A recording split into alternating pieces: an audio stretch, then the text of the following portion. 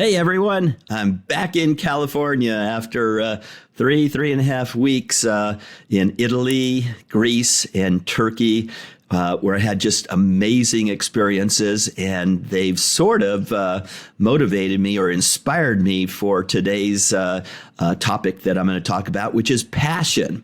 So when I first started and coined the word Raditude, back when I was, I think, 22, 23 years old, I wanted to define it. And it's morphed over time. But one of the characteristics of Raditude that's always stayed is the word passion. It's something that I'm passionate about, is passion.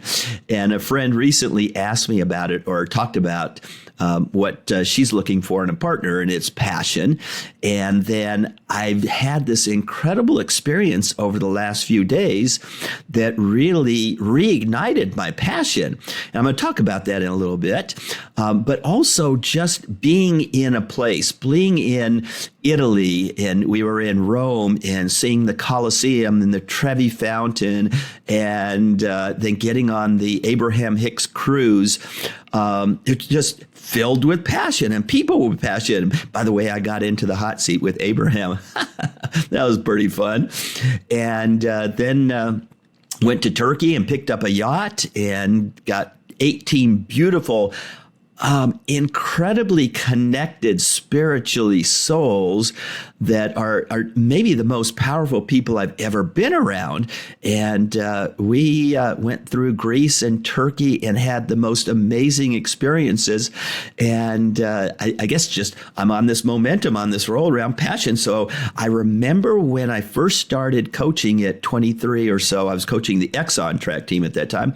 And I made up these T-shirts that had the word Raditude on it before the national championships. And it was a circle, and I had, I think, 7 characteristics of Raditude on it. But I remember the top one being passion. So I'm going to talk about that and perhaps talk a little bit first about a story that has led me to, I think, elevating my passion even more. And it starts with my daughter's birthday. My daughter's Christina. She lives up in Santa Barbara. She got married by eloping on May 23rd. And I found out about it eating a sandwich at Panera Bread, which was interesting, but it's all good. I'm happy for her and love the guy, Jacob. And her birthday was June 14th. So I'm staying here in near Malibu, and went up to take her for lunch and then dinner later.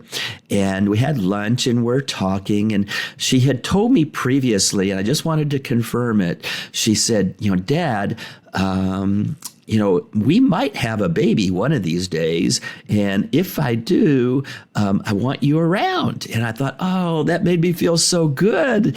And I started looking around for places to buy here in Santa Barbara area. It's really expensive.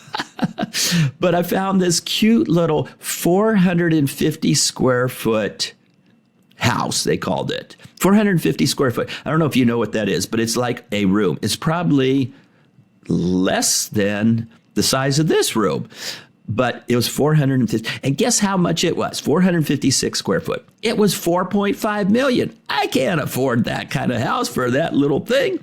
But anyway, after lunch, we went out. We were looking for wedding or reception venues and found the perfect place in Santa Barbara downtown. It's called the El Zapato, and it's this whimsical, almost like Alice in Wonderland kind of place. And Christina, as soon as we walked in, we looked at it, we turned to each other and said, Kati.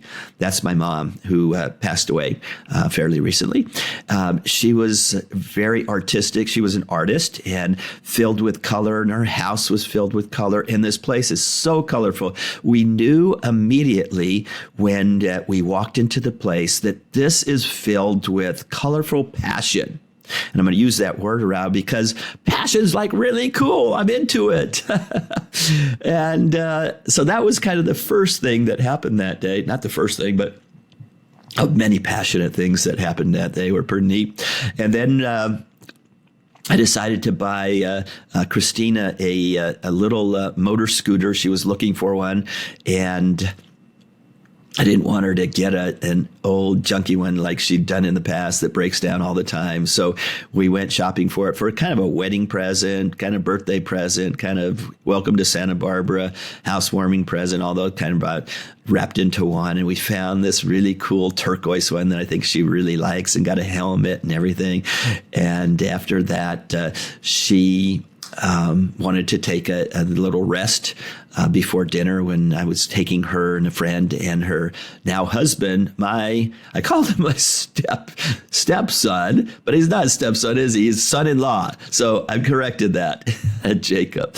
He's a really cool dude. He's a chiropractor in Santa Barbara. So anyone near Santa Barbara, go see him. Inner Strength Chiropractic or something like that. And so while she went to take a rest, I decided I was going to go look at this $4.5 million, 460 or 56 square foot place in Santa Barbara. I wanted to just see what it was. So I drove over to this area called the Mesa, and I drove up to it, and I look at it, and I go, what the heck? It is a shack. I mean, a shack. It was a wooden shack, 456 square foot wooden shack for $4.5 million. Now, it was on a cliff overlooking the ocean. So that's pretty cool. You're not buying the shack. You're buying the lot. And I go, golly, I'm not going to be able to live near here. So I have to start looking into a little bit of ways. But the street that this shack was on, by the way, did you ever read that book, The Shack? It's really good. I liked it. The movie wasn't as good, but reading the book, awesome. If you haven't done it, read it, The Shack. And I just take these side things because it's a passionate book. Exactly, right? It's very passionate. And so go read it. Anyway, I'm on this very narrow street. It's kind of a little bit hard to turn around on it, make a U-turn to come back out on it because it's a dead end. So I go all the way to the end.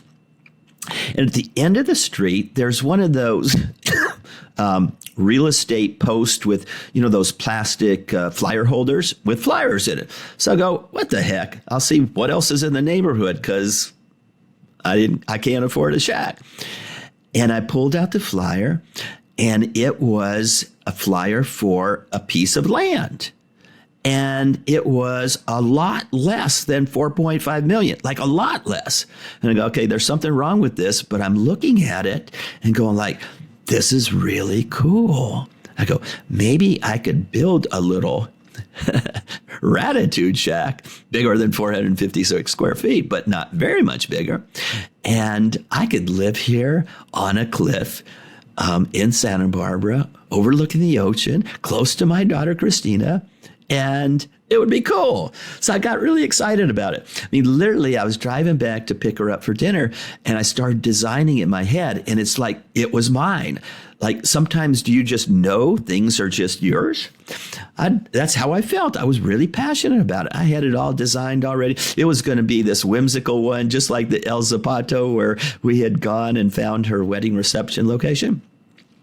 Not that they said he would ever approve something like that, but it was kind of cool. And then I came and I told Christina about it, showed her the flyer, and said, this is where I'm going to build my house. And she goes, yeah, right, Dad. But I had called the real estate agent and left him a text message and a voicemail. Didn't get any response. I was really kind of bummed about that because it literally, I knew that it was mine and it had to happen. I was passionate about it. So that night I went home after dinner, and I kept thinking about it, couldn't stop thinking about it. And I decided to Google the address. So I Googled the address and learned that someone had bought it 5 days before me. And I go, how did that happen? This is supposed to be mine. I've already designed it. I'm almost already living in it. I'm passionate about this. I've created a vision. I'm manifesting it. I am vibrating so high. I know that I just attracted this to me. It's mine. So I wasn't sure what to do then, because it's always confusing to me when something that I want to manifest doesn't happen. It's more like a surprise, like, how did that happen? But the next morning I woke up and the realtor calls me up. I'm explaining the situation to him. And he goes, well, yeah, they bought it, but I give them at best 50-50 chance whether they're going to actually purchase it. And I can't remember exactly what he said or why he said it. Might have been that they were interested in another lot, or I don't know what it was, but it was a 50-50. So he said, why don't we put in a backup offer? And I said, okay. And because it's mine anyway. And so we put in a backup offer that was quite a bit lower than the asking price. And then we had to wait. So the people that were in first position, they were in due diligence. They got a 50-day due diligence period that was going to end July 17th. So I'm just waiting. I had taken my family over there, showed them it. Everyone got all excited. It's like, Dad, this is your place. And I waited, kept checking with the real estate agent. He kept saying, haven't heard anything. And then I think it was July 18th or even 19th. I had to wait a little bit. And he finally reaches out to me and said that the people that were going to buy the place, they hadn't performed. I don't know what they had to perform. Maybe it was like a circus act. No, I don't know what it was. They just didn't perform. Anyway, they fell out of first position and I got into first position, and I was so excited about it because it was mine anyway already, right? My passion project. So then I was off on my experiences in Rome and Italy Greece and Turkey. And I came back and went right to Santa Barbara to find out what was going on. It turns out I've learned that my due diligence period is only 25 days, and most of it was used up while I was out of the country. And I have until Thursday, 2 more days to decide. But I love this place.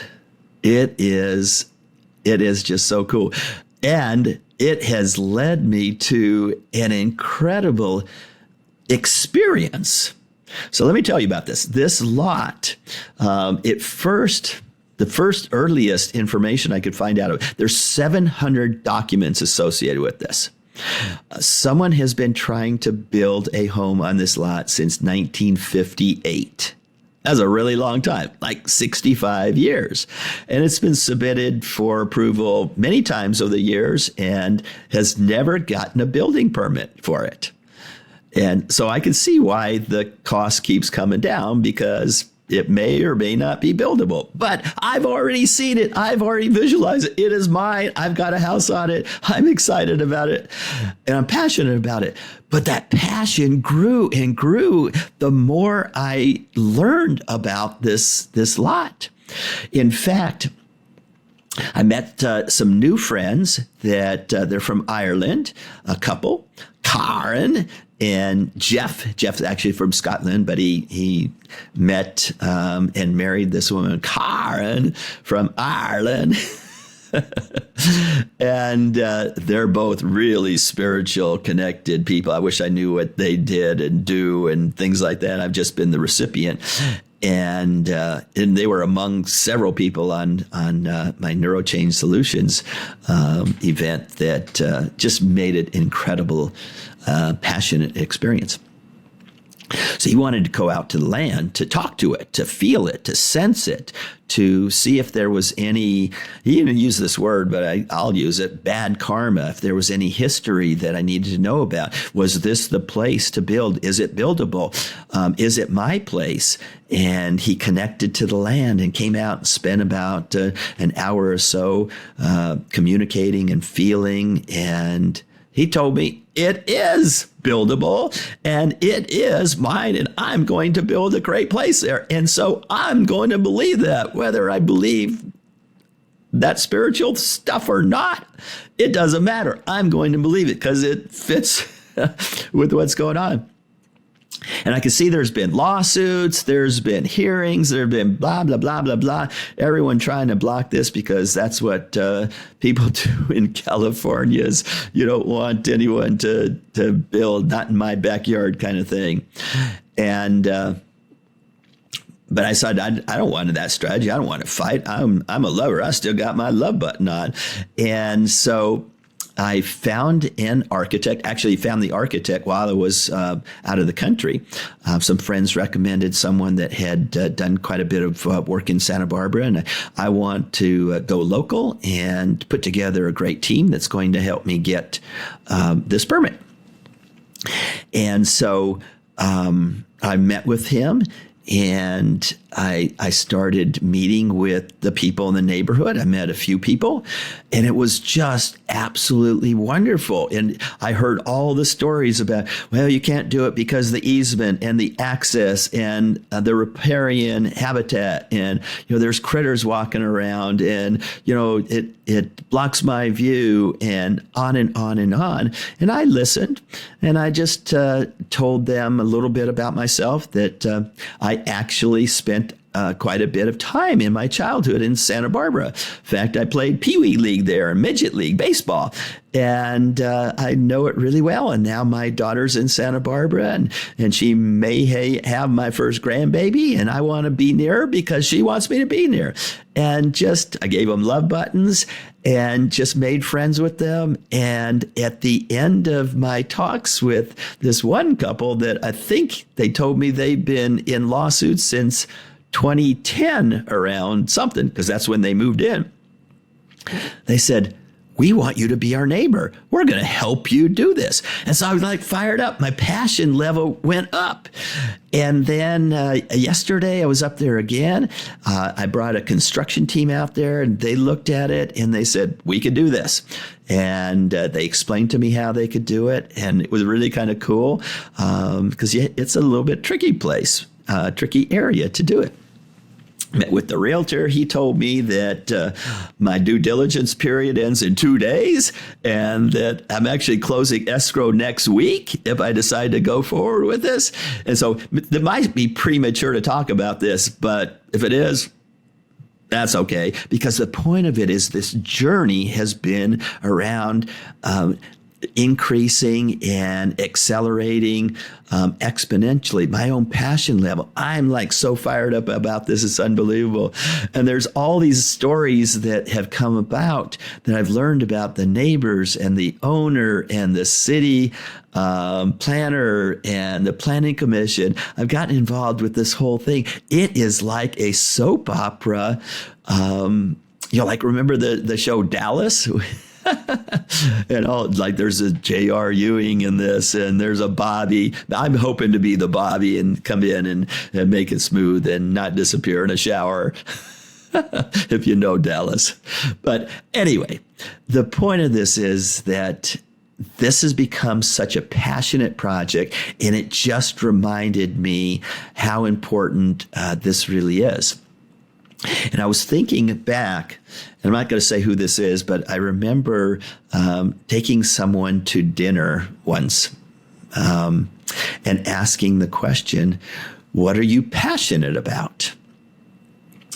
And they kind of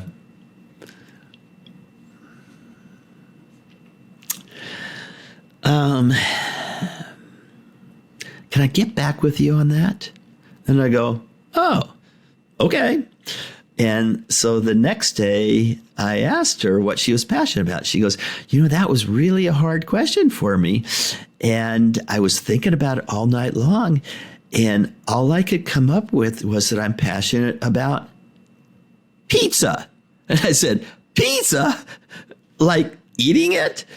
And she goes, no, I think I'd be passionate about being a hostess in a pizza parlor and just taking people to their tables.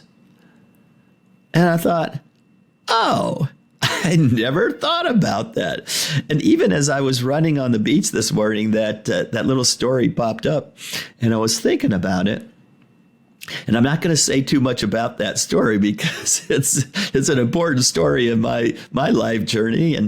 But what I was thinking was that we all have different things that we're passionate about. So I'm passionate about building this home in Santa Barbara to be near my daughter and near the ocean so that I could hear the waves crashing below, which I think is an incredible thing to be passionate about.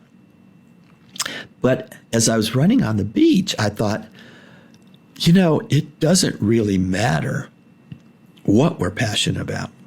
whether it's about building your dream home or working in a pizza parlor, as long as you have passion.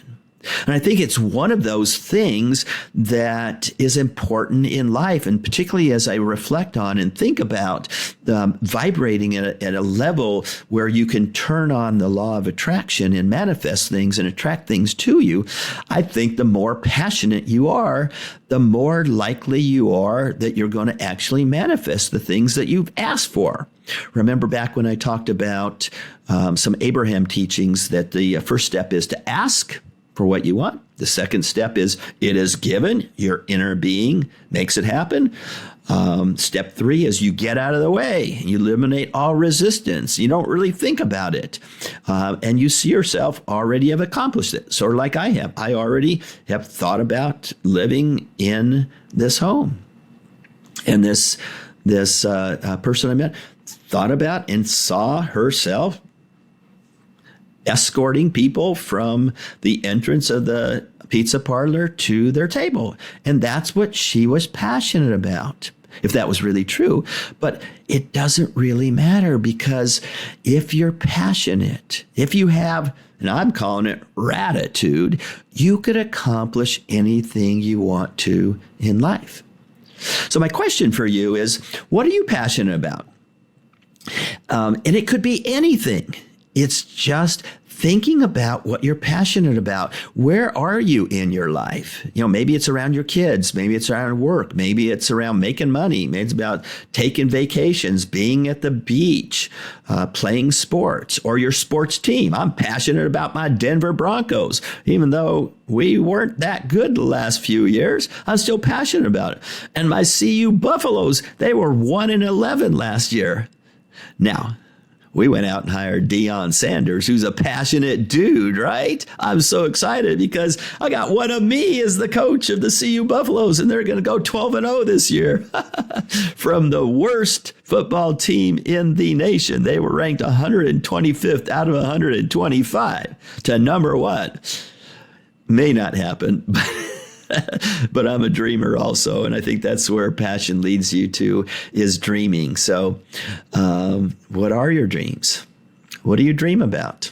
I dream all the time. It's really fun. I daydream, I night dream, and I'm encouraging you to just dream and to think about what it is that you want to do. Not think about it from a place of lack, but think about it from a place of it's already done. So I could already see myself on a hammock on the deck in Santa Barbara and watching the sun set. And I've already visualized myself in my bed, looking out from these folding glass doors and watching the sun rise, and listening to the waves down below and smelling that air. Santa Barbara has this beautiful ocean smell that I've never smelt anywhere. It was different in Malibu, and it wasn't the same. Down in San Diego, in North County, San Diego, it doesn't smell the same. Up in San Francisco, it doesn't smell the same. Santa Barbara has this unique smell to it, and I'm sure it comes from my childhood, but it's such a vivid feeling, and it's such a vivid sense that even I'm driving up there again to meet a permit planning expediter that I'm going to hire to help make this project go. And I know that smell is going to be there. And so I'm excited about that. But every step along, each step of the way, and I wish I could tell some of these stories, but it might incriminate some of the people I met, so I can't do that. But my energy level has just gotten higher and higher. And even people that are telling me it's been 65 years. No one's been able to permit this. Why do you think you can? And at first it started as a challenge. Now it's more like it's done. My house is there. I'm going to be living in it in 2.5 years. And I'm really excited about that. So coming back to my question about what are you passionate about? I've seen Well, no, I'll go back to my life plan, and it comes from an event called Life Mastery in Fiji, Tony Robbins event, and he had us categorize our lives into 7 categories. There's things out there, like the wheel of life. I think there's 8 categories. You could probably make it any even number. Well, you could even make it an odd number, but you just have to draw more carefully. But the 7 categories, I'm going to just list these categories. And if you're listening, just think about what your sort of vision is, what you could be passionate about each of these categories, maybe just to help you, and maybe you might jot them down and think about it. But the first category is your physical being, your physical body. I'm passionate about running. What are you passionate about? It could be about dance or swim or going to the gym or walking or eating nutritionally, being very healthy that way, getting enough sleep, drinking water. What is it that you're passionate about with your physical body? Just think for a moment. Okay, and let's move on. The second one is a little bit interesting because, let me think, it's called, the category is the meaning of words or something like that. And I'm not being descriptive enough here, but to me, it's becoming conscious of your unconscious, becoming enlightened, maybe that's the spiritual one, but anyway, we are all impacted by words, whether they're from someone else or from ourselves. And from ourselves, they're actually really important because while I'm talking to you, you're talking to yourself, right? That when I'm talking, you're speaking to yourself 4 times faster than I could talk to you. And when I stop, you actually speed up to 6 times faster than I could speak to you. And the things you tell yourself are really important. So if you're telling yourself, I can't do this, or I'm not good enough, or I'm not worthy, or why did this happen? It's not a good thing. Research shows that 70% of all our thoughts are negative. That means only 30% are positive. And what I'd say is that you need to become conscious of your unconscious thoughts. Think about what you're thinking about. That's metacognition. And if you find yourself thinking negative thoughts, change it. Just work on, I do this all the time, and it's really one of my passions is to catch myself saying something, thinking something, doing something that doesn't serve me. And as a result, I think I'm better than that 70-30 ratio. I wish it were the opposite 30-70 ratio. And maybe, I don't count, but I do think about what I'm thinking about. And it's something I'm really passionate about. And I've done quite a bit of wounded child work. And that is what that category is all about, is discovering my wounds, discovering my defenses, and moving toward becoming the healed child, or that divine child now that's filled with wonderment and wisdom. The wisdom only coming from actually doing the work.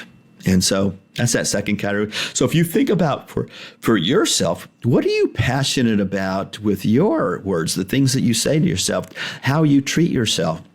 And I'd suggest become passionate about making sure you're thinking, doing, seeing, experiencing things that serve you. Become passionate about that. I don't want this to be a coaching thing. You can be passionate about anything you want. That's just my words. The third category is time management. And so time management actually becomes kind of important also. We all have exactly the same amount of time, 168 hours per week. There's some people that get a lot of stuff done in 168 hours, and there's some people that get very little done in 168 hours. And what I tell you, though, is that if you find a passion and you pursue your passion, time becomes irrelevant. You become you become in the flow, or you get in the flow, and you don't think about that. Think about a time where you have just been doing something and you just lose track of time because you're passionate about it. Wouldn't that be cool? So, become passionate about your time management. How do you spend your time? What do you want to spend your time on? I would spend more time on passionate things, so think about what you're passionate about. The fourth category is around relationships, and that could be relationships with an intimate partner, or it could be relationships with family, friends, the community, anything. So, where are you in your relationship life? What are you passionate about there?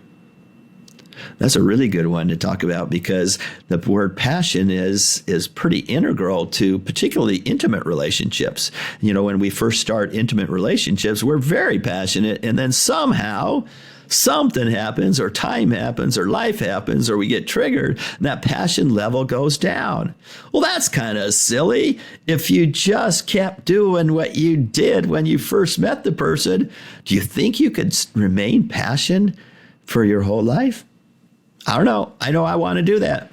One of the things I learned from Abraham, I think this is just brilliant. I probably said it before, but I'm going to say it again. And that is that, and I'm specifically talking about intimate partners out, is that they say that there are hundreds, if not thousands, of people that could be your intimate partner, and that they all meet sort of an 87% threshold. I don't know where that comes from. It's a non-physical being. Plus or minus is good enough for me, but the concept is really kind of cool. If you meet people and 87% of them meets your preferences or needs or desires or whatever, that's a pretty good thing.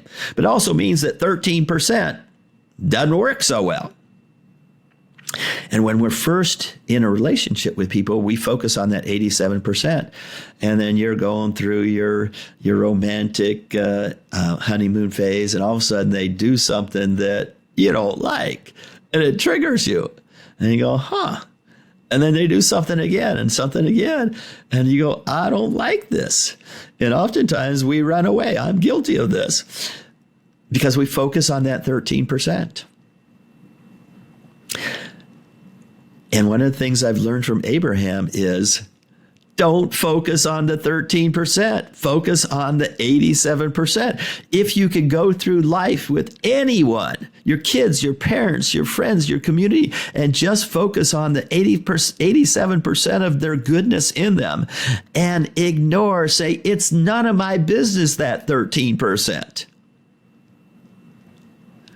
we would remain in a place of passion, of connection, of love with that person. I know that now that I know this is one of the things I'm really trying to work on with everyone in my life. And I think it's fantastic because it's going to lead to unconditional love. And I'm into that. I think everyone should be. I'm passionate about unconditional love. And 87%, that 13%, that's going to be their thing. And I'm no longer going to be the stage manager and try to tell them that 13% really sucks. Stop doing that. I'm going to not let it impact me. How am I going to do that? By focusing on the 87%. It's as simple as that. And when you do that, you vibrate high, you're more passionate. Just like this, my dream house, if I focus on the 13%, I'm never going to get it done. But I'm focused on that 87%. This is pretty cool. The fifth category is career, mission. I think I even put in the word passion, whatever you're passionate about. But your career or your mission is really important. Find a career, find a mission that you are passionate about, because wouldn't life be just so much better if you could do that? You know, I worked as a chemical engineer for Exxon for 18 years before, and during that time I was coaching and running the corporate national organization because that's what I was passionate about. I wasn't passionate about chemical engineering. And I followed my passion and just quit Exxon to become the high school coach at Thousand Oaks High School for $2,000 a year. And my wife wasn't working, and she was very supportive. And it was among the best years of my life until now. Life now is really passionate, really amazing, and really fun. And I'm doing some really cool things. Anyway, find your passion. What are you doing? If you're in a dead-end job, you might need to do that to make money. I get that. But dream about what would your dream job be like? What would you want to do? What your passion? And maybe like when I was working for Exxon, I wasn't really into it. I did pretty good. But I was passionate about running, and I started and founded an organization called the United States Corporate Athletics Association to put on track meets for corporations. And it took over from the Corporate Cup Relays from Runner's World Magazine. And I was really passionate during those 17 years when I was chairman of the board of that organization, until I quit to become the track coach at Thousand Oaks High School and then eventually at Pepperdine University. So I guess passion's always been part of my career, my mission. And even now, when I've entered the Tony Robbins world and the Joe Dispenza world and getting to teach some neuroscience to people, I'm really passionate about it. If you come to one of my trainings, you're going to be impacted. Life will change for you. You will change your mind and create new results like you've never seen before. Those people that came with me to Croatia and Thailand and Turkey, Greece, and the ones that are going to be coming in the future, I guarantee you they are having an amazing, passionate future life. Guaranteed.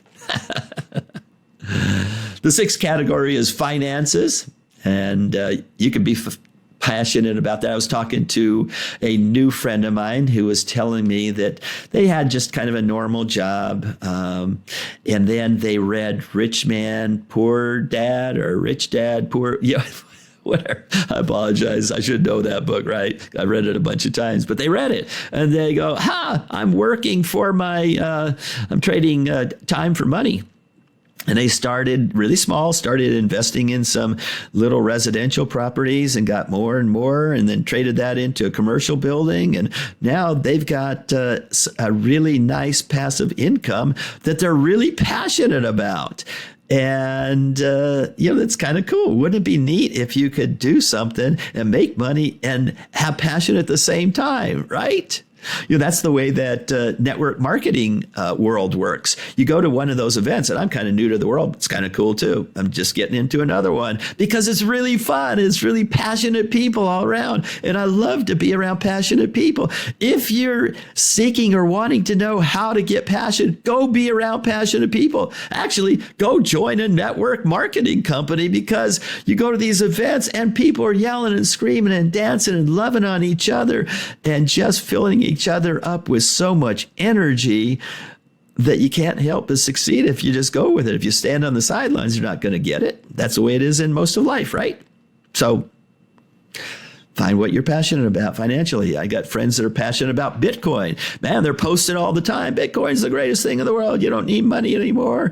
I think it's cool. I've dabbled in it, made a little bit, lost a little bit. It's fun. It's not necessarily what I'm passionate about, but that's okay. I like to try different things and see if I could get it. I'm sure if I bought Bitcoin when I first had the opportunity, I remember we went to a dinner party, and it was a little bit of a trick. This was many years ago, like the beginning of, I don't know if it was close to the beginning of Bitcoin.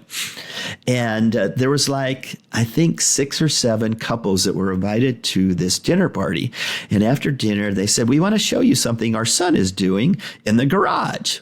And we go, okay. So we went out in the garage, and he had all these computerish kind of things around here. And he started telling us about this cryptocurrency thing that you can't see, but it's money. And that right now we can get in for $10 per Bitcoin. And he thought that, by the end of the year, some time period, I forget what it is, he said it was going to go up to 40. And I was looking at this thing and I thought, are you out of your mind?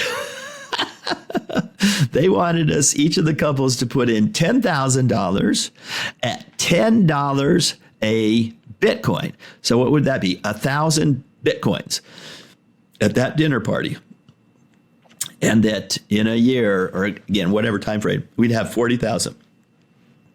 And I thought the guy was I felt tricked into this dinner party and left and go, those are the stupidest people I've ever did here. See, do you know what 1,000 Bitcoins would be worth today or like a year ago? Because it went up to, I think, 69,000, something like that, just under $70,000 dollars per Bitcoin. So what's 69,000 times 1,000 Bitcoin? That would have been $69 million. Did I do my math right? Wow. Would that be cool? If I did that, I'd probably still be doing what I'm doing because I'm passionate about it. So anyway, that was a passion thing that I missed the opportunity on. Probably like a lot of people missed out on investing in Apple or Microsoft or any of those things, unless you did. And then you're probably on a Caribbean island not listening to this. The seventh category to be passionate around is your spiritual life, your contribution life. I think it's one of the most important categories, although all of them are important. And being on a spiritual journey, whatever that means for you, whether it's a religious one, whether it's a starseed one, like seems like a lot of people I meet right now are, it doesn't really matter. But become passionate about something, your journey, why you're here, why you exist, where you're going. Is there a God? Is there an energy? Is there an inner being or truth or source or universe? And just think about it. Become curious, become passionate about your existence. So I just talked about 7 different categories that you could have passion in. Find at least one, or think about what you're passionate about and just grow that passion in life and develop your own Raditude. Again, that's my word. Develop your own word. I'm looking here on the screen. This podcast is produced by Ginny Media. Come up with something clever like Ginnytude or I don't know what it would be, but just get creative. Become passionate about your own word or phrase or mission in life, purpose in life, physical body, your meaning of words, your time management, your relationships, your career, your finances, and your contribution or spiritual life. And with that, I'm just going to wish you a beautiful, beautiful day filled with lots of passion, filled with Raditude or Ginnytude or John Smithitude or whatever you want. And go enjoy your life filled with passion. Out for now.